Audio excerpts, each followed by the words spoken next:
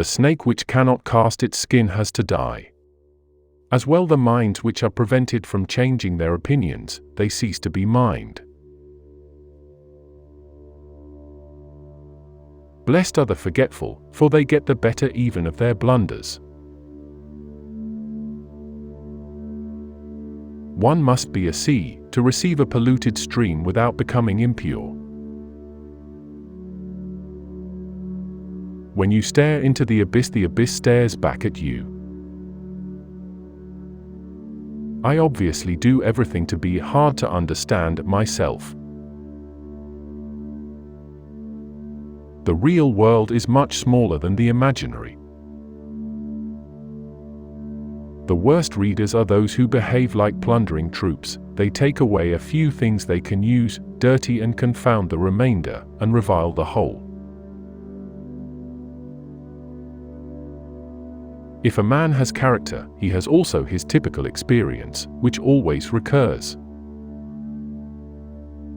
Everyone who has ever built anywhere a new heaven, first found the power thereto in his own hell. It is nobler to declare oneself wrong than to insist on being right, especially when one is right. One has to take a somewhat bold and dangerous line with this existence, especially as, whatever happens, we are bound to lose it. But I need solitude, which is to say, recovery, return to myself, the breath of a free, light, playful air. Physiologists should think before putting down the instinct of self-preservation as the cardinal instinct of an organic being.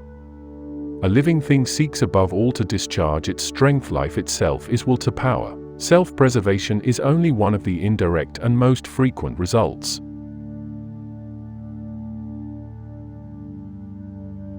Digressions, objections, delight in mockery, carefree mistrust are signs of health. Everything unconditional belongs in pathology.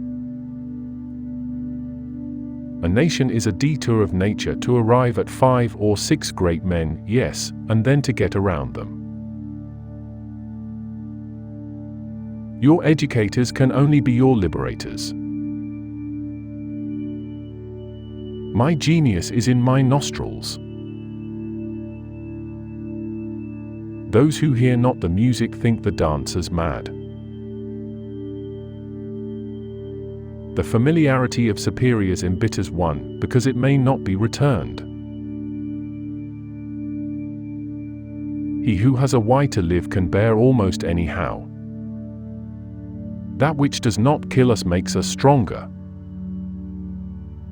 There are no facts, only interpretations. To live is to suffer, to survive is to find some meaning in the suffering. Woman was God's second mistake. I'm not upset that you lied to me, I'm upset that from now on I can't believe you.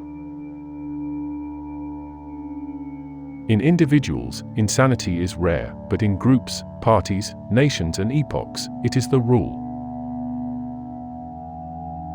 It is hard enough to remember my opinions, without also remembering my reasons for them. It is not a lack of love, but a lack of friendship that makes unhappy marriages. We should consider every day lost on which we have not danced at least once. Sometimes people don't want to hear the truth because they don't want their illusions destroyed. The advantage of a bad memory is that one enjoys several times the same good things for the first time. There is always some madness in love. But there is also always some reason in madness. One has to pay dearly for immortality, one has to die several times while one is still alive. One should die proudly when it is no longer possible to live proudly. Men after death are understood worse than men of the moment, but heard better. One should part from life as Odysseus parted from Nausicaa, blessing it rather than in love with it. Some die too young, some die too old, The precept sounds strange, but die at the right age. The living is a species of the dead, and not a very attractive one. We should turn our death into a celebration, even if only out of a malice towards life, towards the woman who wants to leave us. Generally speaking, the greater a woman's beauty, the greater her modesty. If you go to see the woman, do not forget the whip. Many people, especially women, never experience boredom because they have never learned to work properly.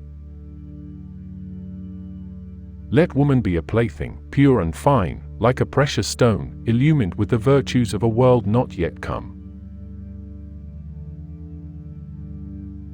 The happiness of man is, I will.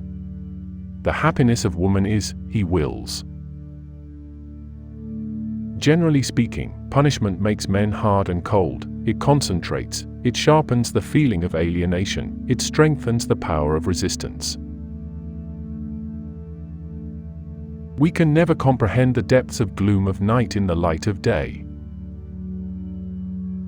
And life confided the secret to me, behold, it said, I am that which must always overcome itself. The familiarity of superiors embitters one, because it may not be returned.